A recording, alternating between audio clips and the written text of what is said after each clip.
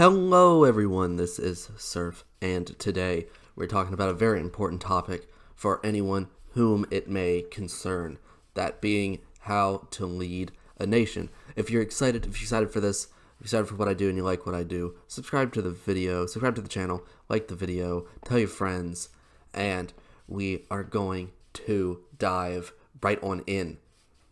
Like most things around here, there are three parts: picking subordinates, exterior projection, and grand strategy. Now, leading a nation is probably one of the toughest things you can do in the Minecraft role-playing community. Very time intensive, sort of very stressful at a lot of points whenever something's going to happen and you don't want your power to be lessened. And it can turn even the most democratically minded individuals into a little bit of a Machiavelli. So, without further ado, let's start with picking subordinates. So let's say you already have a nation. This video isn't called how to start a nation, it's called how to lead a nation. So we're gonna choose to believe that you've already got your nation already set and you've got a small number of players coming in. What are you going to do next? So what you're gonna want to do is observe everyone consistently. You're going to want to see what they're saying, see what they're putting forward, see who you can trust, see what their temperament is, know their background. This will usually come in some sort of, immigration channel, the welcome channel, where you put your in-game name, where you came from, why you want to join, what skills you have, etc. A lot of the servers on Stoneworks, at least, have this apparatus where there's a short application process before they give you the citizen role. You're going to want to see what their history is, what they tell you, and observe them in the general chats and see if they have any desirable qualities. Next, when you have a small group of people you think have potential to help you lead your nation, some test tasks would not be out of the question. Give them some very small things, sort of delegate a little. Give them diplomatic trials, have them interface with some international personalities, whether that be a leader of a nation, doesn't have to be, or just an official from another nation. See how they react. Watch them negotiate a little bit. See if they've got the right temperament. See if they keep it calm, keep it cool, avoid any threatening mannerisms. And just sort of see what happens. Also, you can do this within the national sphere as well.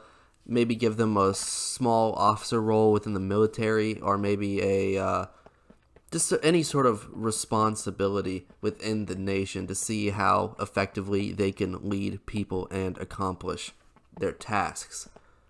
Seeing their competency in leadership roles with minimal actual, consequence when they're in these positions is really paramount.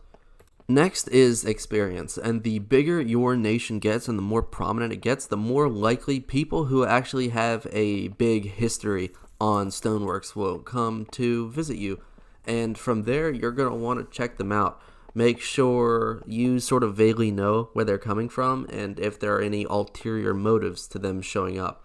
For example, if a regular old guy looks to be wanting to join your nation, but you go through your mutual servers and you find that he is an official of a rival nation whom you haven't interacted with before, that can be a problem. They can be looking to rabble-rouse or literally anything. If they're on their citizenship application, it doesn't say where they're from, it's pretty reasonable to deny them access wholesale, just to save yourself any additional trouble making that they're setting up to do. But then again, people with history in the Minecraft roleplay business might have valuable experience if you don't think that they're looking to hurt you. In such a case, it would be very prudent to start a dialogue with them, see what they're here for, attempt to foster a more personal relationship with this person, because experience and competency go miles and miles here, on Stoneworks at least, where the turnover rate for people and officials is relatively high.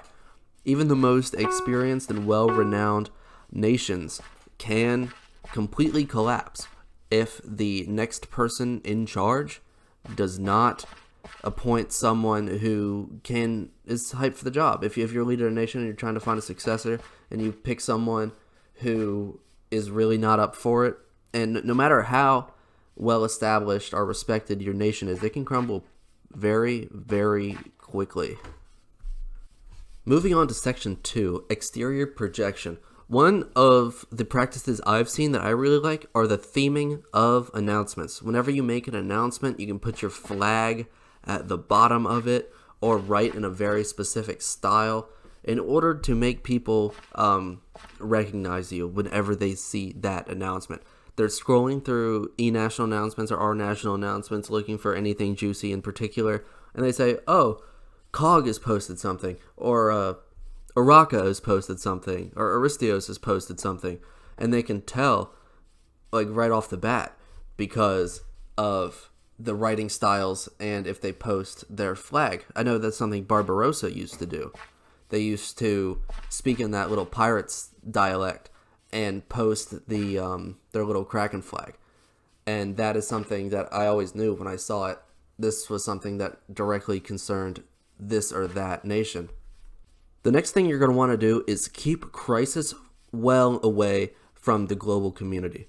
If you are leading a nation and you start experiencing people wanting to either become independent or become autonomous or reduce their annexed status to more like a vassal status and get their own like land border, if something is going on that is threatening your power as a leader of a nation, it is well within your best interest to not let people know that's happening.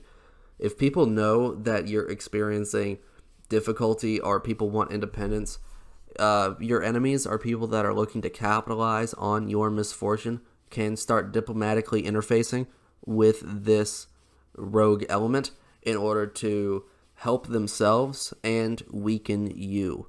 So it's always best to not let anyone know that's happening. Furthermore, if you can keep it away from even your own people, that is optimal.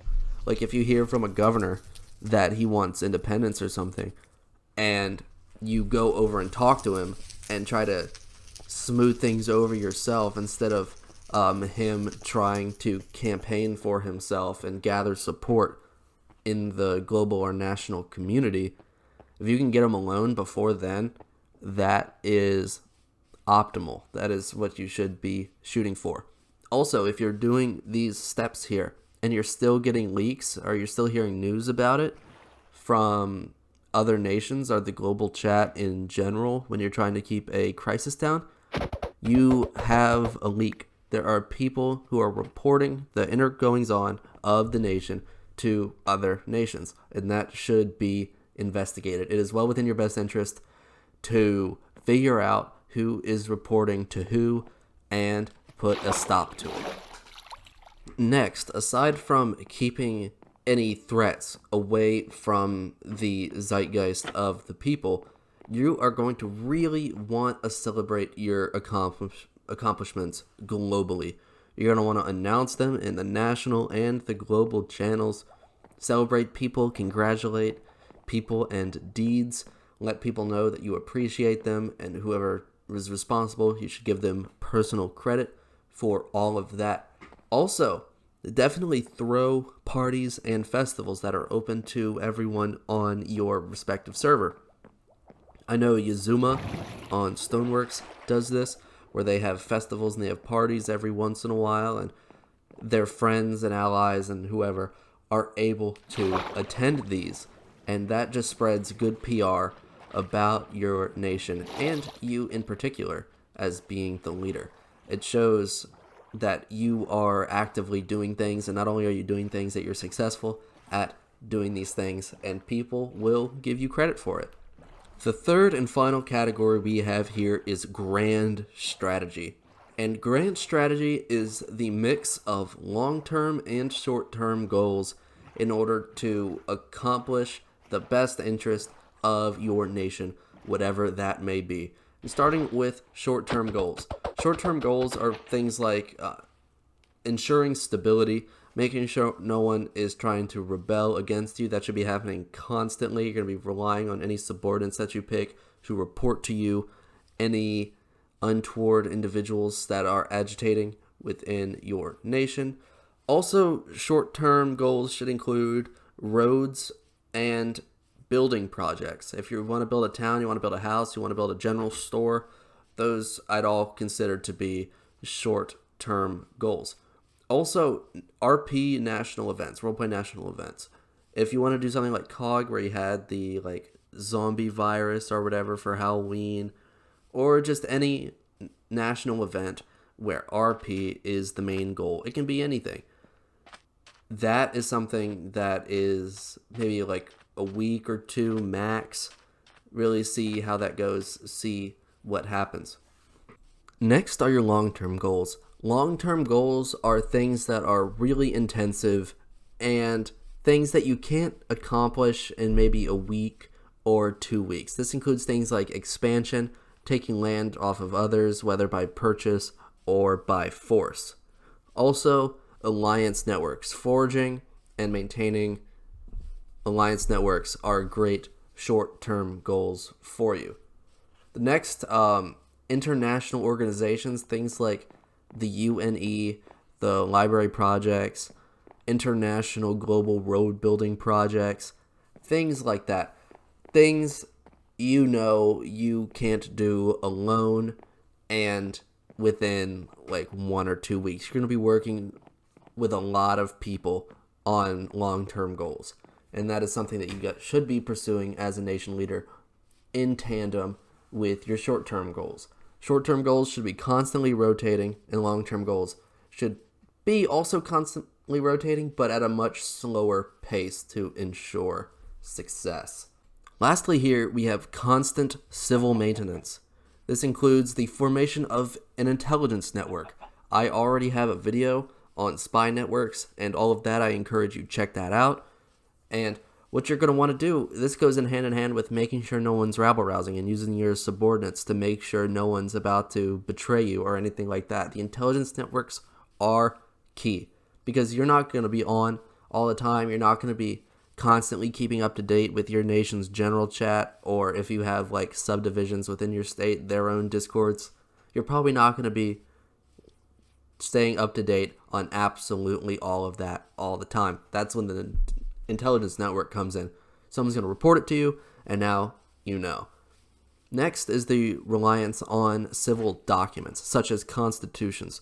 When you have something to look back on, when you have something that you consider the law of your land to use when particular points of tension crop up, making decisions are not so nearly controversial because you can always point back to the Constitution that your nation has written and say, these here are the rules.